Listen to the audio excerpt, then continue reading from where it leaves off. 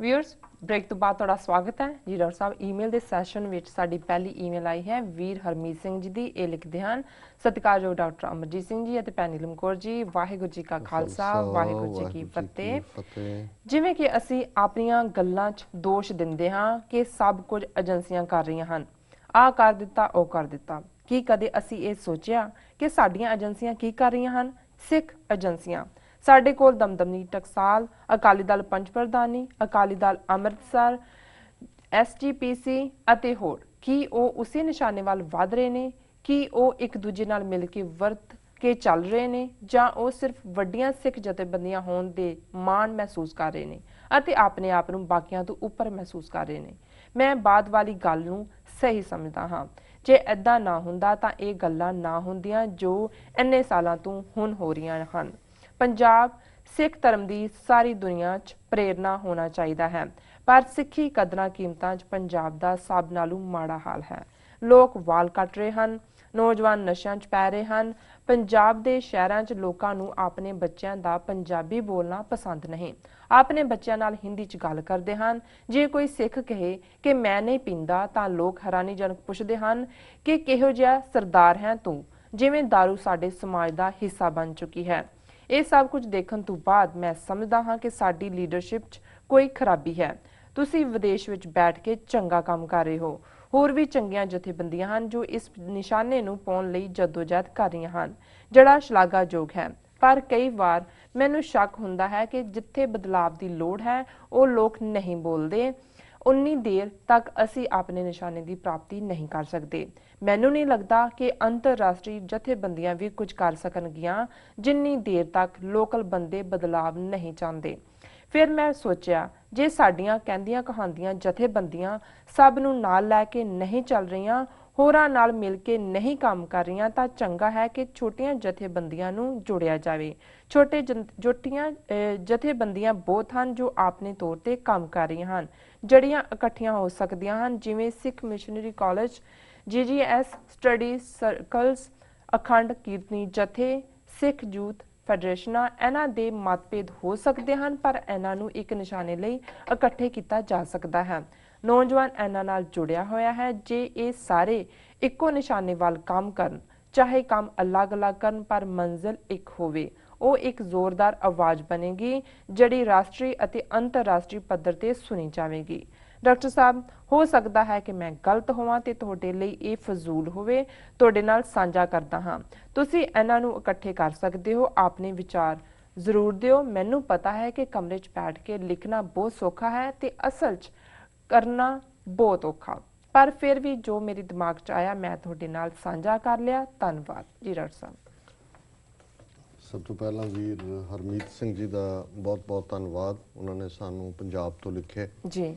उन्होंने लिखत जी है अपने आप दे विच ही पूरा मीनिंग या पूरा अर्थ दिंदी है, वो वेरवे की मुथाज नहीं है जी। पर फिर भी जिहड़े उन्होंने नुकते उठाए ने उन्होंने एक उन्होंने बड़ा भावपूरत गल कही है कि भी असी देखते हैं भी किवें भारत दीयां एजेंसियां ने, जो असी एजेंसियां कहते हैं इसका मतलब खुफिया एजेंसियां भी हुंदा है और इसका मतलब उन्होंने बाकी नैटवर्क भी होंगे ने जिन्हां च एम्बैसियां कौंसलेट उन्होंने अगों टौंट बटौंट वो सारे ही उहदा हिस्सा होंगे कि भी उन्होंने साडे च घुसपैठ की हुई है तो साडियां एजेंसियां कित्थे ने जी।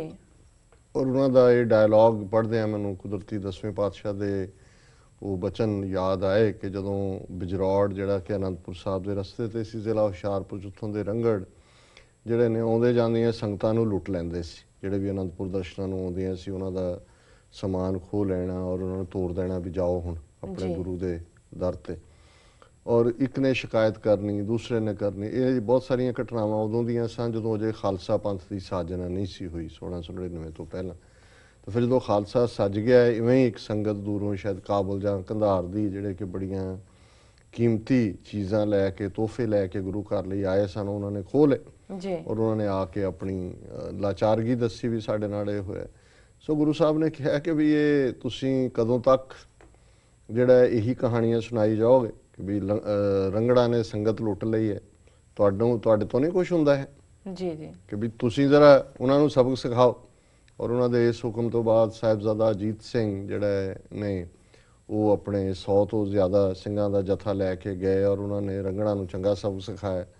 ਉਹ ਜਿਹੜਾ ਜੋ ਕੁਝ ਲੁੱਟਿਆ ਸੀ ਉਹ ਵੀ ਵਾਪਸ ਲਿਆਏ ਜੀ। ਸੋ ਕਹਿਣ ਦਾ ਮਤਲਬ ਇਹ ਹੈ ਵੀ ਇੱਕ ਸਟੇਜ ਇਹ ਬਿਲਕੁਲ ਠੀਕ ਕਿਹਾ ਉਹਨਾਂ ਨੇ ਕਿ ਵੀ ਜੇ ਉਹ ਸਾਡੇ 'ਚ ਘੁਸਪੈਠ ਕਰਕੇ ਸਾਨੂੰ ਅੰਦਰੋਂ ਖੌਰਾ ਲਾਉਂਦੇ ਨੇ ਤੇ ਸਾਡਾ ਨੈਟਵਰਕ ਤਾਂ ਇੰਨਾ ਹੋਣਾ ਚਾਹੀਦਾ ਸੀ ਹੁਣ ਤੱਕ ਕਿ ਸਾਡੇ ਕੋਲ ਵੀ ਉਹਨਾਂ ਦੀ ਅੰਦਰੂਨੀ ਜਾਣਕਾਰੀ ਹੁੰਦੀ, ਕਿਉਂਕਿ ਉਹਨਾਂ ਨੇ ਕੀ ਥਾਵਾਂ ਦੇ ਉੱਤੇ ਤਾਂ ਹੁਣ ਸਿੱਖ ਰਹਿਣ ਹੀ ਨਹੀਂ ਦਿੱਤੇ, ਜਾਂ ਜਿਹੜੇ ਮਾੜੇ ਮੋਟੇ ਨਾਮ ਨਿਹਾਦ ਹੈ ਵੀ ਨੇ ਉਹ ਉਹਨਾਂ ਨੇ ਬ੍ਰੇਨ ਵਾਸ਼ ਕੀਤੇ ਹੋਏ ਨੇ, ਉਹ ਸਿੱਖੀ 'ਚ ਹਮਦਰਦੀ ਨਹੀਂ ਰੱਖਦੇ। ਸੰਤ ਪਿੰਡਾਂ ਵਾਲਿਆਂ ਵੇਲੇ ਇਹ ਗੱਲ ਜ਼ਰੂਰ ਸੀ ਕਿ ਵੀ ਜੋ ਵੀ ਐਟਲੀਸਟ ਪੁਲਿਸ ਲੈਵਲ ਤੇ ਜਾਂ ਅੰਦਰੂਨੀ ਉਹਨਾਂ ਨੂੰ ਖਬਰ ਮਿਲ ਜਾਂਦੀ ਸੀ, ਕਿਉਂਕਿ ਵਿੱਚ ਹਮਦਰਦ ਸਿੱਖ ਬੈਠੇ ਹੋਏ ਸੀ, ਕਿਤੇ ਨਾ ਕਿਤੋਂ ਖਬਰ ਪਹੁੰਚ ਜਾਂਦੀ ਸੀ। ਹੁਣ ਵੀ ਜਿਹੜਾ ਇਸ ਕਿਸਮ ਦਾ ਨੈਟਵਰਕ ਹੋਣਾ ਚਾਹੀਦਾ ਸਾਡੇ ਕੋਲ, ਜਿਹਦੇ ਰਾਹੀਂ ਅਸੀਂ ਜਿਹੜੀਆਂ ਅੰਦਰੂਨੀ ਸਰਕਾਰੀ ਨੀਤੀਆਂ ਨੇ ਜਾਂ ਕਿਵੇਂ ਉਹ ਸਿੱਖਾਂ ਨੂੰ ਹਾਰਮ ਕਰਦੇ ਨੇ ਉਹਨਾਂ ਬਾਰੇ ਜਾਣਕਾਰੀ ਹੋਏ।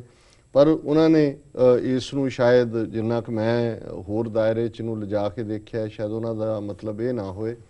ਉਹਨਾਂ ਨੇ ਇਸ ਲਈ ਇਹੀ ਜਿਹੜੀਆਂ ਜਥੇਬੰਦੀਆਂ ਐਗਜ਼ਿਸਟਿੰਗ ਨੇ, ਸ਼੍ਰੋਮਣੀ ਕਮੇਟੀ ਜਾਂ ਦਲ ਖਾਲਸਾ ਜਾਂ ਪੰਜ ਪ੍ਰਧਾਨੀ, ਅਕਾਲੀ ਦਲ ਅੰਮ੍ਰਿਤਸਰ, ਉਹਨਾਂ ਦੇ ਨਾਂ ਦੇ ਲਿਖ ਕੇ ਕਿਹਾ ਇਹ ਆਪਸ 'ਚ ਮਿਲਵਰਤਨ ਕਿਉਂ ਨਹੀਂ ਕਰਦੇ, ਵੀ ਕੀ ਇੱਕ ਦੂਜੇ ਤੋਂ ਆਪਣੇ ਆਪ ਨੂੰ ਵੱਡਾ ਸਮਝਦੇ ਨੇ ਜੀ। ਫਿਰ ਉਹਨਾਂ ਨੇ ਜਿਹੜੀ ਹੈ ਮਾੜੀ ਸਥਿਤੀ, ਸਿੱਖੀ ਕਦਰਾਂ ਕੀਮਤਾਂ ਦਾ ਕਿਵੇਂ ਜਿਹੜਾ ਉਹ ਨੁਕਸਾਨ ਹੋ ਰਿਹਾ ਹੈ, ਪਤਤਪੁਣਾ ਵੱਧ ਰਿਹਾ ਹੈ, ਜਿਹੜਾ ਘਰਾਂ ਦੇ ਵਿੱਚ ਹਿੰਦੀ ਬੋਲਣ ਦਾ ਰੁਝਾਨ ਹੈ, ਪੰਜਾਬੀ ਬੋਲਣਾ ਜਿਹੜਾ ਉਹ ਬਿਲੋ ਦਾ ਡਿਗਨਿਟੀ ਸਮਝਿਆ ਜਾਂਦਾ ਹੈ।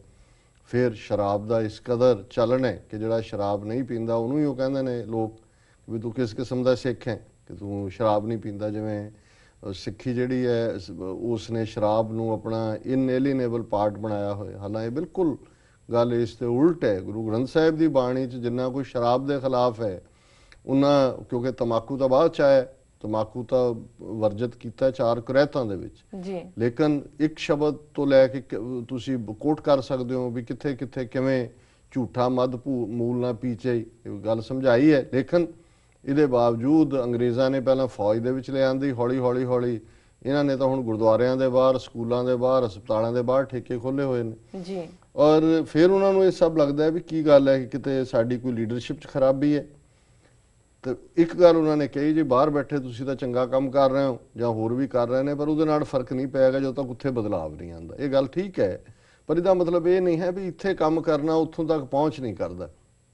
ਪ੍ਰੋਸੈਸ ਸਲੋ ਤਾਂ ਹੈ, ਲੇਕਿਨ ਹੁਣ ਵੀ ਇਕੱਲਾ ਪੰਜਾਬ ਦੇ ਕੰਟੈਕਸਟ ਨਹੀਂ, ਅੱਜ ਹੀ ਖਬਰਾਂ ਵੀ ਸੀ, BBC ਦੀ ਸੀ ਇੱਕ ਸਟੋਰੀ ਕਿ ਜਿਹੜੀ ਇਹ ਮੋਦੀ ਵੇਵ ਝੂਠੀ ਚਲਾਈ, ਉਹਦੇ ਜਿਹੜੇ ਪ੍ਰਵਾਸੀ ਭਾਰਤੀ ਹਿੰਦੂ ਨੇ ਗੰਗਾ ਜਮਨਾ ਬੈਲਟ ਦੇ, ਉਹਨਾਂ ਨੇ ਬੜਾ ਵੱਡਾ ਰੋਲ ਅਦਾ ਕੀਤਾ।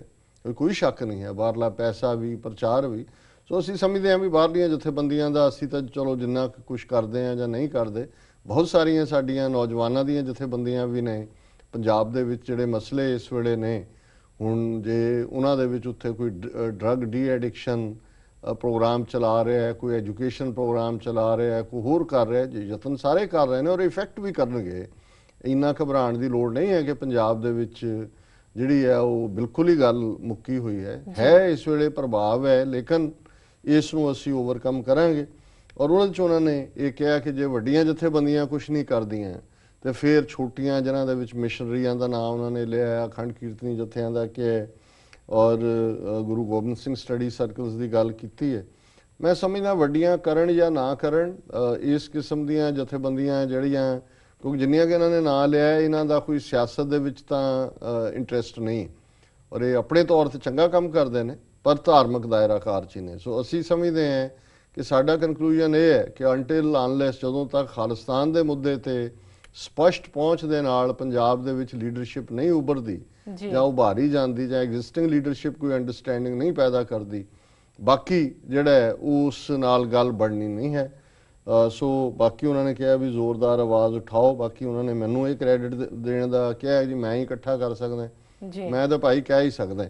ਔਰ ਇੱਥੇ ਜਿੰਨੇ ਕੁ ਸਾਡੇ ਸਾਧਨ ਨੇ, ਜਿੰਨੀਆਂ ਕੁ ਸਾਡੀਆਂ ਸੀਮਾਵਾਂ ਨੇ, ਅਸੀਂ ਕੋਸ਼ਿਸ਼ ਕਰਦੇ ਉਸ ਦਾ ਥੋੜਾ ਬਹੁਤ ਇੰਟਰਨੈਟ ਤੇ ਚਰਚਾ ਵੀ ਹੁੰਦੀ ਹੈ, ਕੋਈ 2-4 ਕਮੈਂਟ ਵੀ ਹੁੰਦੇ ਨੇ, ਤਾਰੀਫ ਵੀ ਹੁੰਦੀ ਹੈ ਜੀ। ਲੇਕਿਨ ਅਲਟੀਮੇਟਲੀ ਜਿਵੇਂ ਤੁਸੀਂ ਆਪ ਹੀ ਕਿਹਾ ਵੀਰ ਹਰਮੀਤ ਸਿੰਘ ਜੀ, ਵੀ ਹੋਣੀ ਤਾਂ ਤਬਦੀਲੀ ਪੰਜਾਬ ਦੇ ਵਿੱਚ ਹੈ। ਅਸੀਂ ਇੱਥੋਂ ਇੱਕ ਫਾਰ ਆਫ ਬੈਠੇ ਕੁਝ ਥੋੜਾ ਬਹੁਤ ਰੋਲ ਅਦਾ ਕਰ ਸਕਦੇ ਹਾਂ। ਸੋ ਤੁਸੀਂ ਇਹ ਸਾਰੀਆਂ ਜਿਨ੍ਹਾਂ ਨੂੰ ਦਾ ਤੁਸੀਂ ਜ਼ਿਕਰ ਵੀ ਕੀਤਾ ਧਾਰਮਿਕ ਦਾਇਰਾਕਾਰ ਵਾਲੇ, ਇਹੀ ਮਿੱਥ ਕੇ ਜੇ ਪੰਜਾਬ ਦੇ ਵਿੱਚ ਇੱਕ ਮੁਹਿੰਮ ਡਰੱਗਸ ਦੇ ਖਿਲਾਫ ਚਲਾਉਣ, ਕੋਈ ਹੋਰ ਨੌਜਵਾਨਾਂ 'ਚ ਸਿੱਖੀ ਚੇਤਨਾ ਦੀ ਚਲਾਉਣ, ਗੱਲਾਂ ਸਾਰੀਆਂ ਹੁੰਦੀਆਂ ਨੇ, ਬਹੁਤ ਵਾਰੀ ਬਿਆਨਬਾਜ਼ੀ ਵੀ ਹੁੰਦੀ ਹੈ, ਪਰ ਅਸਲੀ ਕੰਮ ਹੁੰਦਾ ਨਹੀਂ ਹੈ। ਸੋ ਹੋਰ ਮੇਰੇ ਕੋਲ ਕੋਈ ਬਹੁਤਾ ਕੁਛ ਇਹਦੇ 'ਚ ਐਡ ਕਰਨ ਨੂੰ ਨਹੀਂ ਹੈ। ਇਹਨਾਂ ਦਾ ਬਹੁਤ ਬਹੁਤ ਧੰਨਵਾਦ ਵੀਰ ਹਰਮੀਤ ਸਿੰਘ ਜੀ ਦਾ, ਉਹਨਾਂ ਨੇ ਜੀ ਸਾਨੂੰ ਡਾਕਟਰ ਲਿਖਿਆ। ਸਾਹਿਬ ਵੇਲਾ ਵੀ ਹੋ ਗਿਆ ਹੁਣ ਬ੍ਰੇਕ ਤੇ ਜਾਣ ਦਾ। ਵੀਅਰਸ ਤੁਸੀਂ ਕਿਤਨੇ ਜਾਣਾ, ਮਿਲਦੇ ਆ ਕਮਰਸ਼ੀਅਲ ਬ੍ਰੇਕ ਤੋਂ ਬਾਅਦ।